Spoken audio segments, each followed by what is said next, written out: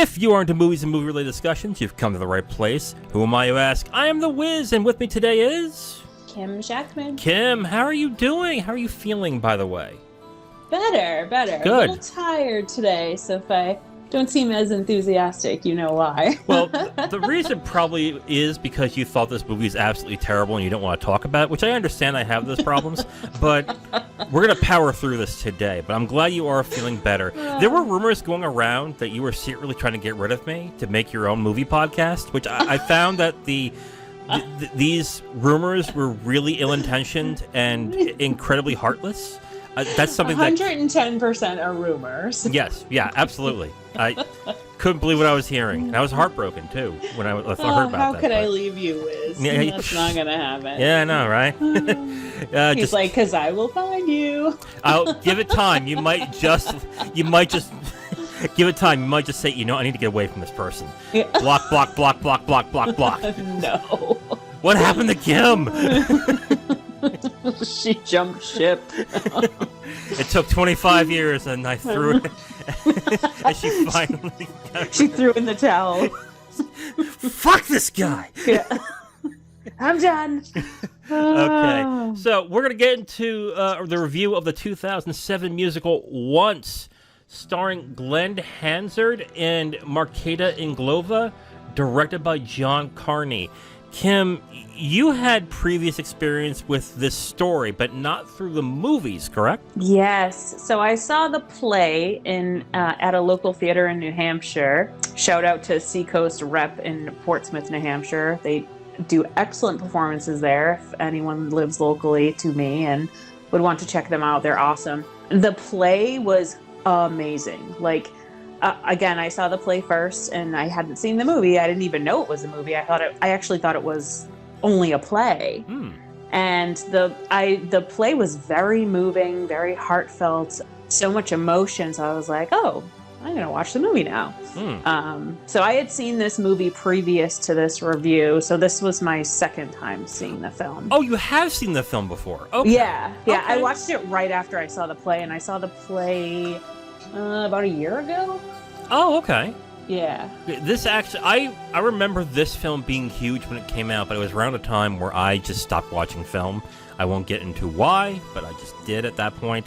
And I've always meant to see it, but since I guess we made the decision to see a musical at this point, this kind of seemed like the right one to do. So I'm glad I did get to finally see what the big fuss was about. So why don't we get right into the review of Once, directed by John Carney. I'm really curious as to your thoughts on this, because if there's anything that I think you're more inclined to than I am, it's music.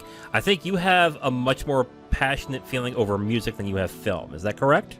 Oh, for sure. Yes. Yeah, definitely. So I want to hear your opinion on this first before I go into it. So go right ahead. What are your thoughts of the film?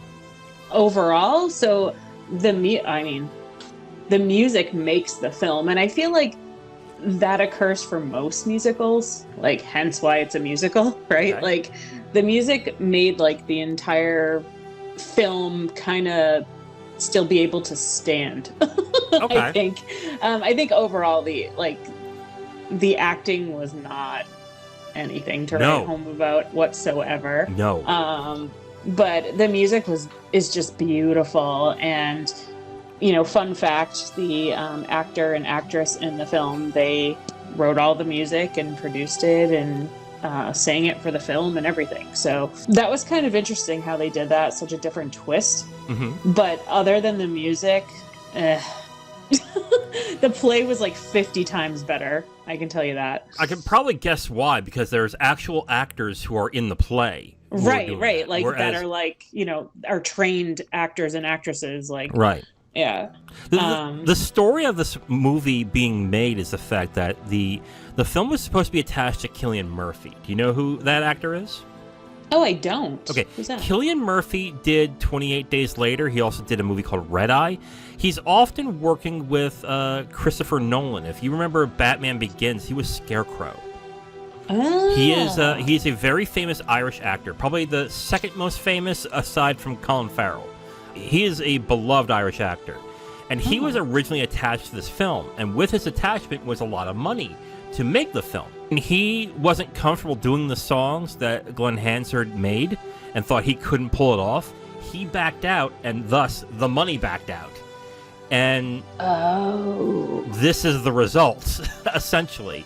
Well, that makes a lot more sense now on why the film is the way that it is. Yes, absolutely. The film has a weird juxtaposition to me, where the film has this look of grunginess, realism, dark, dank, used. Like, everything seems like it's been beaten to shit.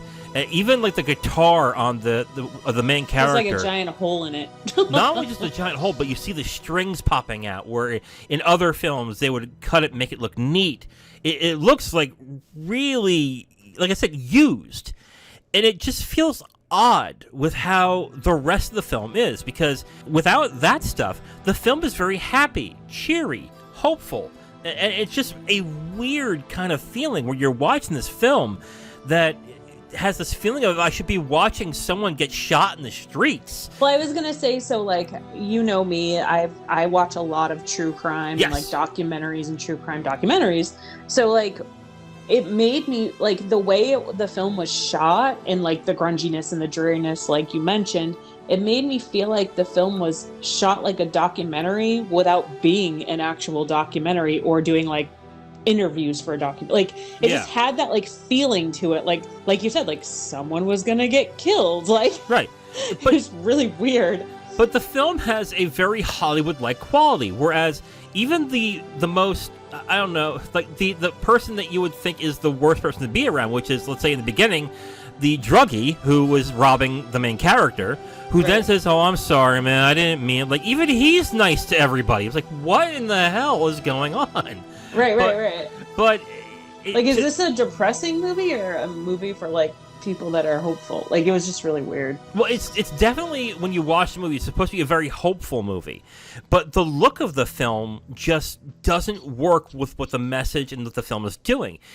I'm not saying to make everything look gorgeous, but it just seemed like at a certain time when they made this film, the intention was it to be a little more glossy. Yeah, it's supposed to be at two poor people, sure, but it's not meant to be overly dreary like it is right now. Now, the reason probably is because they had next to no money to make this movie. So they had to go with this route here, which kind of sucks in a way. But on another hand, with me, it would be like, well, it's the director's job to then say, okay, we don't have a lot of money, but we got to make this look good. So we got to do something here. It just seems like the way that the camera was and the way the movie looks was just an excuse because the film was cheaply made.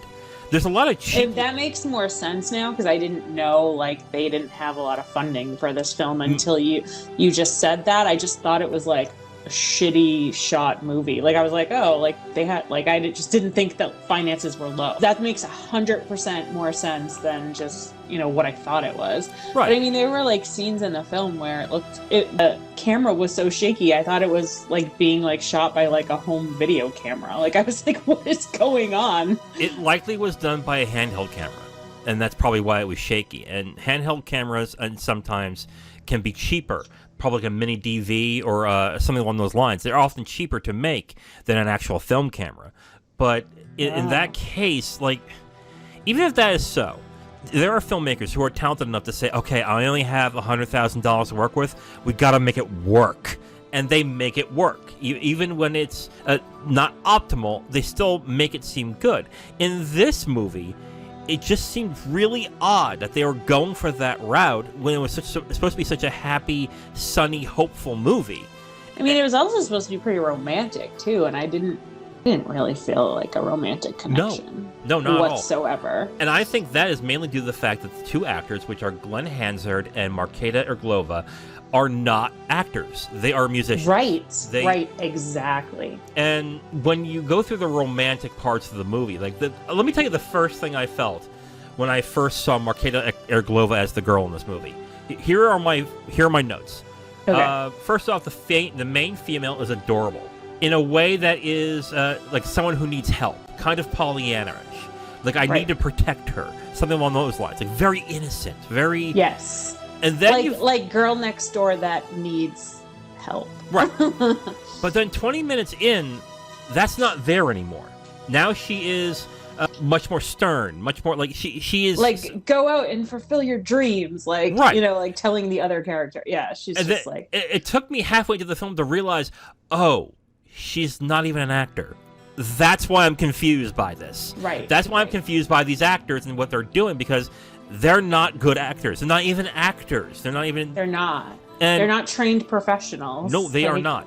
And sometimes, and I'm going to hear somebody say, there are people who are not professional actors who do great performances, and that's true. That has happened. An example would be Captain Phillips, the person who played the main pirate guy in Captain Phillips. He was outstanding. Never acted before in his fucking life. Never did it. Arlie Ermy, the person who was in Full Metal Jacket as the drill instructor, never acted in his life. He put up a fantastic performance. That happens. Even that said, it would have to be up to the director to guide them to that point where they need. Right. And I think the director did not do a great job of this. They didn't do any type of job of it. No, just a great job. It just didn't exist. And it just seems like the direction of this film was the music will carry it. Right. I think that's the precedence they set for themselves. Yes. And I will say that they were right. The music carries this movie, because the music is fucking outstanding. It's so good. Oh my God. When I heard Falling Slowly for the first time, I was like, oh shit. Yeah. Now I understand why people love this movie. That's why. And like, people love the play because of the music. Yeah. And it's like live music, and it's just like you walk out of the theater and you're just like in a trance. It's so good. I bet. And I bet there is more money and more things put into the play to make it look good than the movie did. Because I gotta tell you, sure. I think the acting and the way the film looks sucked me right out. When they were not singing, I was just like, okay, when's the next song? When's the next song? I was super disappointed when I saw the movie. I was like, huh. So. But I guess we've already talked about the way the film looks, the actors who are not acting very well in this, but I guess let's just get into the main thing, which is the music. The music's outstanding in this movie. Well, also too, go ahead. To kind of talk a little bit about so what the plot is supposed to be, but what I kind of got out of it. So it's supposed to be about two foreign people falling in love through song and showing that they're both not wealthy in finances, but they're wealthy in talent and emotion for their music. And it's pretty funny because he's a Hoover vacuum repairman, and she's a person that sells basically whatever she can on the street, like single roses and issues of magazines, and eventually obtains, a cleaning job for a home. And she thinks that's a huge win for herself, and it's pretty funny because they don't have names in the film. They're not named. They're unnamed characters, which I thought was kind of cool. I've just never seen that in a movie before. Mm-hmm. But I couldn't see the clarity in the romantic connection that they were trying to make the plot out to be through falling in love through their music. A couple times I could see it very faintly in the way that they were, kind of trying to connect, at least with him. He was more aggressive with it, where she was just nah, I'm good. All I really got for the most part was the friend vibe out of this film. I think that was the point. I think the romance angle was only one way, which was, oddly enough, the girl who was falling in love with the guy, whereas the guy kind of took it as a friendship or a way of inspiration, like a muse of some sort. I think that's what it was, but things that are in the movie, you can tell that it's the girl falling in love with the guy, and that's because the actress is not subtle with those scenes. Another thing that I point out during the Falling Slowly song is the looks that she would give the main male character. And right there, I was like, yep, that's the falling in love scene, because that's where she was glancing at him in a certain way. And a more trained actor could disguise that a little bit better. But because she wasn't, it was clear at that point. That is the only time I really saw it come through. For me, anyway. Yeah. And others might say, well, wait a minute, how do you know that there was a romance angle? Because, again, you're right, they don't flesh out that romance, quote-unquote, angle. But for those of you who might speak Czech, you might get where you might find that out, that the girl fell in love with him. Because their accents are very thick, really thick. And I should have put subtitles on, but I didn't. Because I had seen it before, but I think you said you did, right? I had to within the first 30 minutes of the film because I could not understand what the main character and the drug addict was saying at certain points, so I put the subtitles in and rewound the movie. And then about maybe 30 minutes in, I put it away. Because you get used to like how they talk, yeah. Either that or when the male character and the female character started meeting, the male character spoke a lot more clearly. Maybe that's an affectation because of the fact that the female character was Czech and couldn't understand it that well either, so he affected a lot better. Right. I'm not entirely sure about that. The other thing, too, with this movie is that they kind of cycled through a lot of different romance angles. Was it a lover at first sight angle? Was it a deep friendship to lover angle? Was it... Right. Like, they kept cycling through these different things to the point where I didn't know... It was, like, too much, like... Well, what angle are you picking? Like, where are we going with this? Yeah. And then, like, the writing in the film, the writing when it comes to the film, the characters, the story, I think is bad.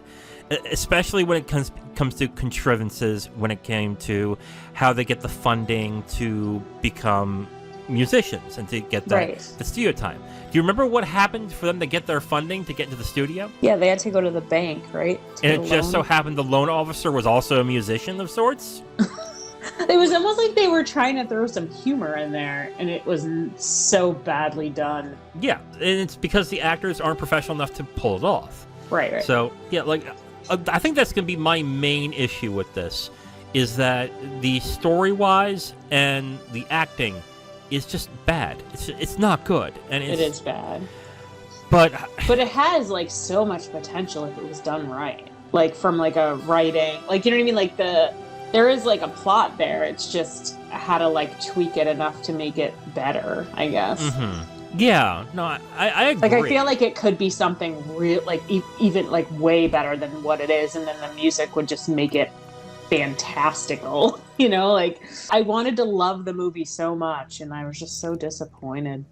Do you think that better actors could have helped this? I think so. I don't. No? I think the writing as well is a little haphazard in this. I think if you would have had good actors in there, they would have struggled a little bit with how to frame a scene and how to get it the way that it was needed. It would have made the movie a lot better, but I don't think it would have been...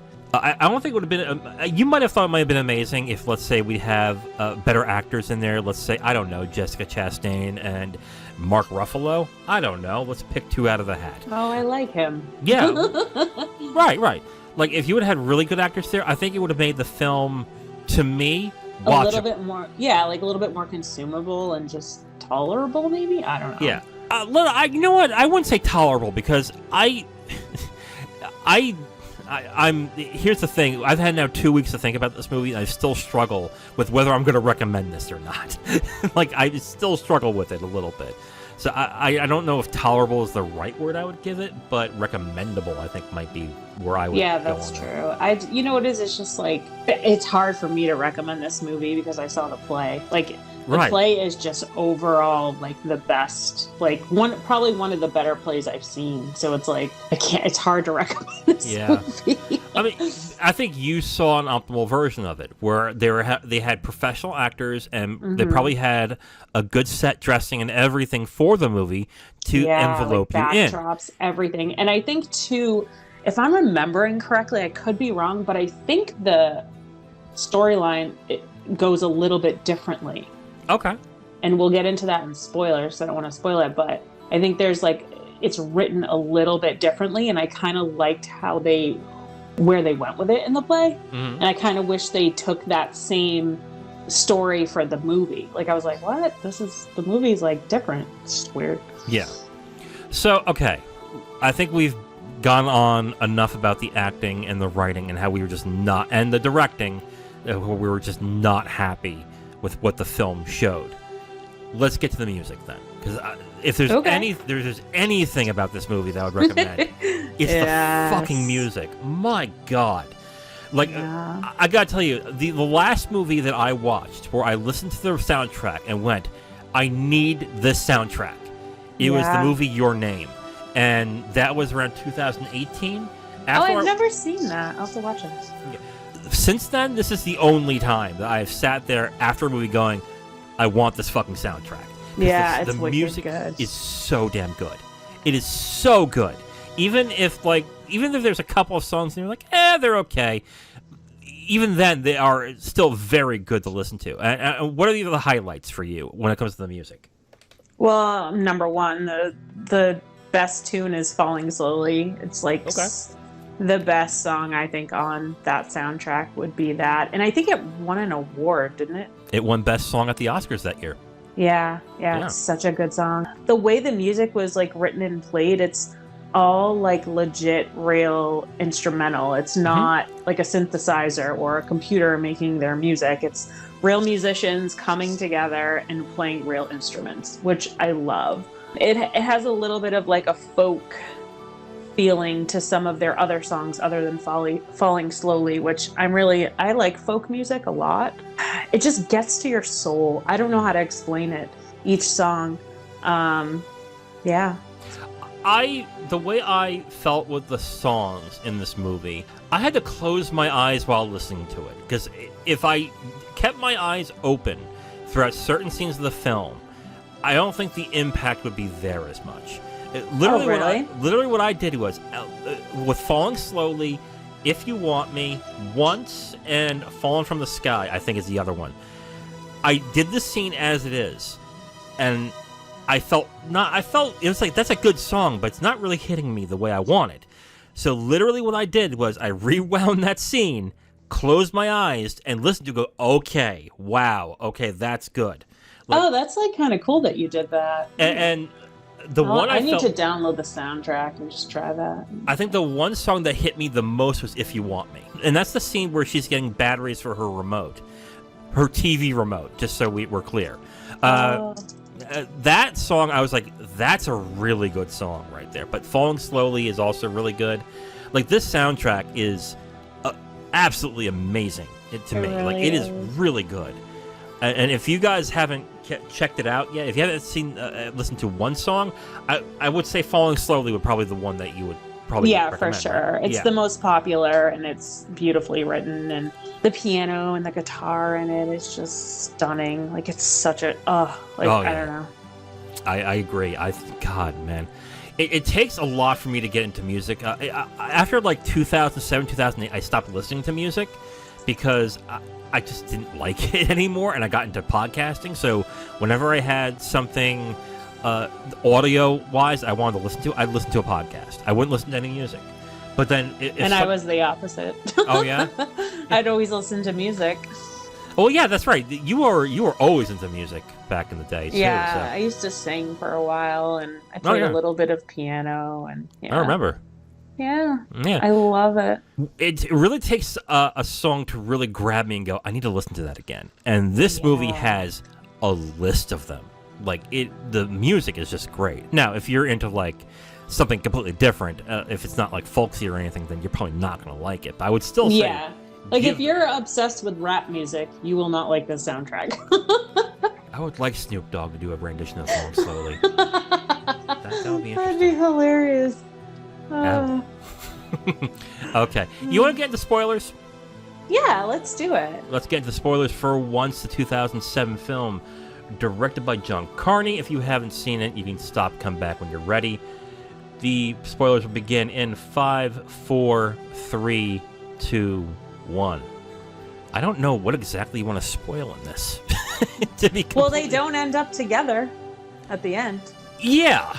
That's the spoiler. They don't end up together. They go their separate ways, and he goes back. So that's where the movie and the play differ. Okay. He goes in the film. He goes back to his ex-girlfriend that lives in London. Mm-hmm. In the play, he ends up with her.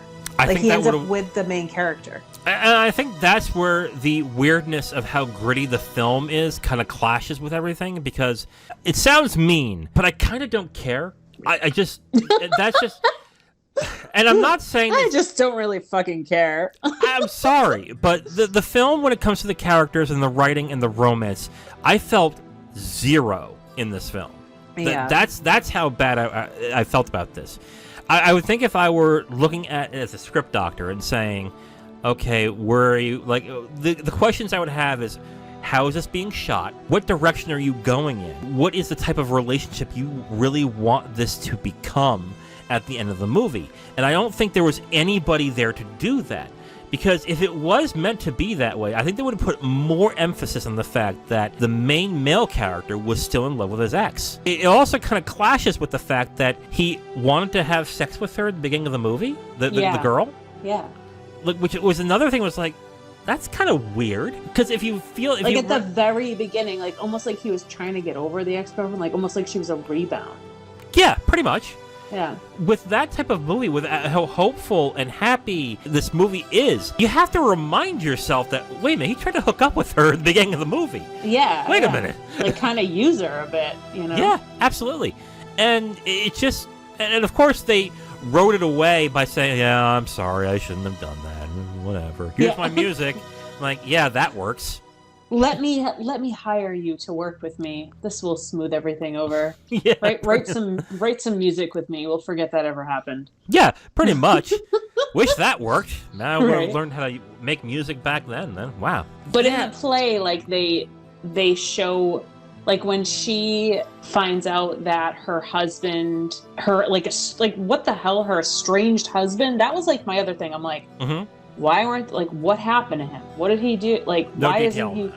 Yeah, there was no detail, and then he just all of a sudden comes kind of back into her life and moves back in with her. In the play, when the main male character finds out that the husband was coming back, in the play it shows like a deep sadness that he falls into because of that. And then she finds out that he feels that way, and then she doesn't end up taking the husband back. And that's what happens in the play. And I kind of liked that better. And then he didn't give his ex like a second thought in the play. Like it just like kind of portrayed that like at the very beginning that like he broke up with someone, but he never he wasn't thinking about her throughout the play. I wouldn't be surprised if that depth was in the screenplay, but then the director and the writer said, these guys can't, the actors that we have can't really perform that. They can't do that, yeah. So we need to do something to just circumnavigate. We just need to confuse the audience so that they can't see how bad this is being acted upon. Yeah.